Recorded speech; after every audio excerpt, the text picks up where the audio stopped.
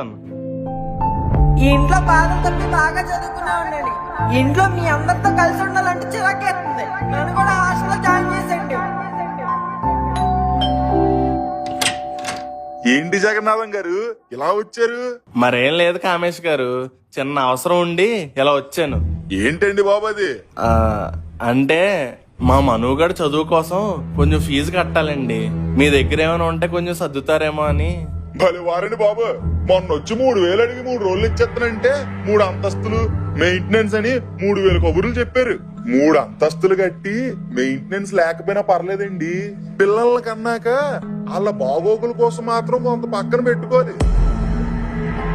సర్లేండి, ఇదిగోండి తీసుకోండి. ఏమే ఆడేం చేస్తున్నాడు? ఏం చేస్తాడు? మీరు వెళ్ళిన దగ్గర నుండి తలుపులేసుకుని లోపలే ఉన్నాడు.